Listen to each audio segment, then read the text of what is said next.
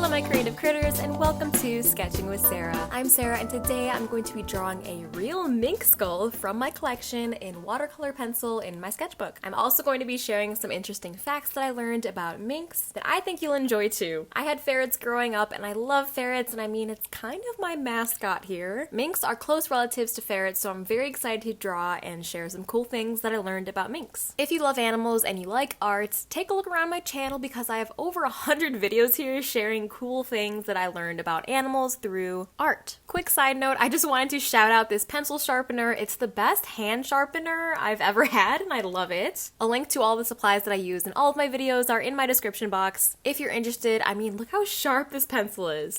Anyway, so as I start sketching my mink skull, I do want to mention that I found it at a local flea market, and when I brought it home, all the teeth fell out, so I had to kind of figure out where they fit back together and glue it in, and I think I glued in one of the front teeth wrong, so I'm drawing the other side of it because I think it's the accurate side. So sorry, little buddy. I love sketching in watercolor pencil and just combining watercolor and colored pencil in general. I have lots of videos of this process as well as sketchbook tours here if you're interested in seeing more drawings like this. I also love the portability of watercolor pencil and how little you need to set up, which is what makes it great for drawing or painting on the go or in nature. Speaking of nature, if you've been following along on my YouTube journey here, you may have noticed I kind of disappeared. The last video that I posted here was back in the end of May, so it's been a while. I used to upload a new video here every Friday since the start of COVID back in March of 2020. And I knew to grow on YouTube, I needed to be consistent, so I kept up with it without missing a single upload for more than 2 years, which I'm so proud of myself for.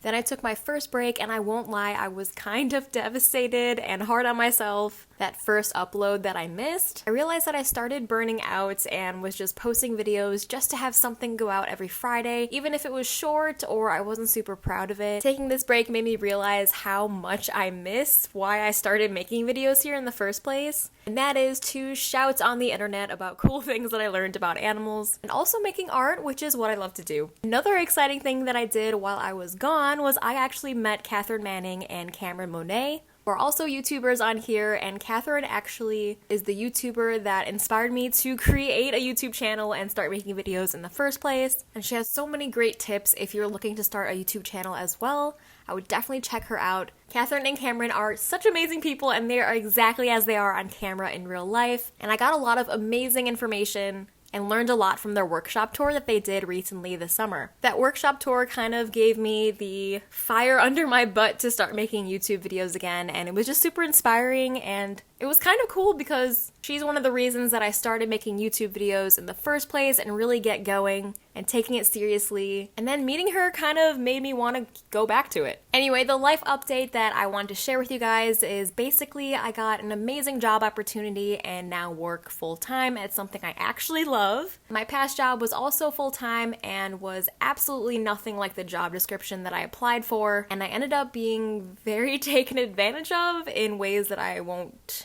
get into. I did stick it out there for a year though because the money was good and I was able to save a lot. Now when this new job came around, I couldn't be happier and I took it right away. With this new job, I needed to relocate, so that means moving out of my parents' house. It was really hard for me and still is because I am pretty close with my family and it sucks not seeing them so often. But now it's just me, some roommates, and my dog Kista, and I couldn't be happier here.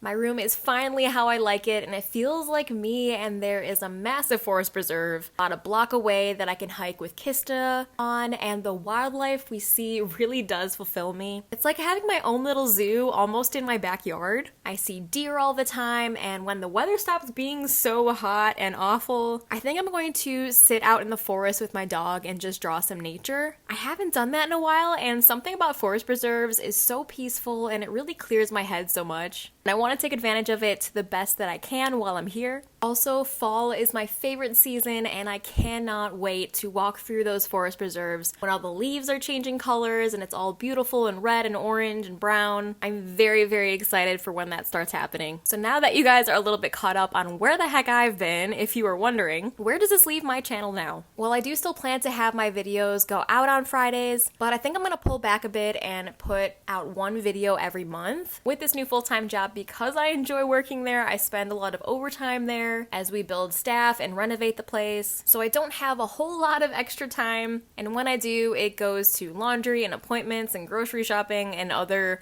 independent adult things. But I do miss YouTube. I just don't want the pressure, and when I upload something, I want to be proud of it. So I think posting a video once a month on a Friday is a good balance and pretty doable for me. If for some reason I can't, you will hear about it in my community tab. If I'm not uploading a video, I do plan to check in on Fridays anyway and share some drawings and pictures on my community tab. I love chatting with you guys in the comments, and I really appreciate you for being here. I am the most active on Instagram though, so if you want to be more in the know and see more frequent Instagram reels and post from me, that's a good place to go. All of my social medias are always linked in my description, as always. Thank you for always being so understanding and supportive along the way, and I just want to take a minute to say thank you for being here. So enough about me, let's learn about some cool things about minks. As always, the articles that I use for anything that I share in my videos are linked in my description, so you can read more about minks and learn more about the things that I didn't talk about here. First of all, I wanted to share that female minks are called sows, male minks are called boars, and their offspring is called a kit or a cub. I think it's interesting that minks and pigs are from wildly different animal families, and the males and females are still called the same names.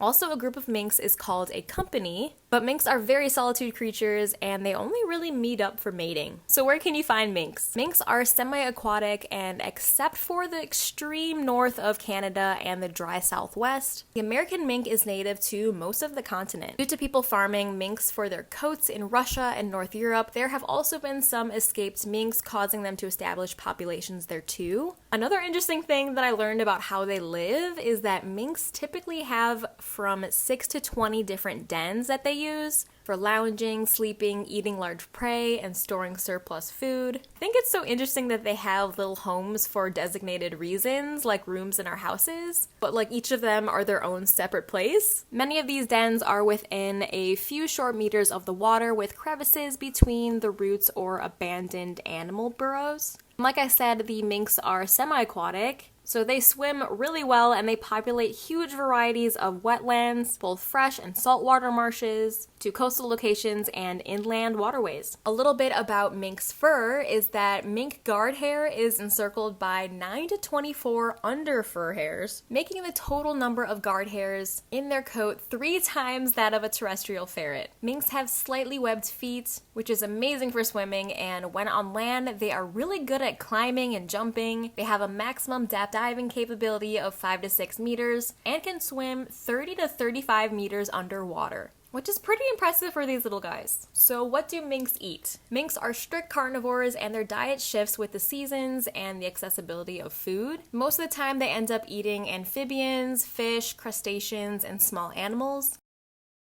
On rare occasions, they can also eat birds, bird eggs, worms, reptiles, snails, and aquatic insects. They kind of just eat whatever they can get. So let's go back and talk about mink fur for a little bit. To create things like fur coats and other accessories, over 41 million minks were killed in Europe in just as recently as 2014. Around 18 million animals were bred and killed in Denmark alone. The biggest mink fur producing nations were Poland and the Netherlands, and about 40% of global production was produced in China in 2014. Mink pelts were manufactured worldwide and sold for 3.7 billion euros during the 2013 to 2014 auction season, and that's just over 4 million US dollars, which is a lot of money, but at what cost? There are some bans on mink breeding in several countries now, including the UK. The spread of alien species in environments that they aren't native to is an example of the broad and severe ecological damage that this fur trade has inflicted on the planet, and it's just crazy what humans will do for fashion and money. Those are all the facts that I want to share today with you on this Fun Fact Friday. And like I mentioned, if you want to learn even more about minks, check out the articles in my description. And after collecting a raccoon, mink, and skunk skull, I kind of just kept collecting, and my collection is growing more and more. And recently I went to the Oddities and Curiosities Expo in Chicago, and my collection has still been growing. I'm very excited to draw all of them and study them and appreciate animals in a whole new way. If you like this video, don't forget to leave it a like like. Comment below which animal skull should I draw next. Anyways, thank you guys so much for watching. Stay creative, and I will see you in my next Friday video.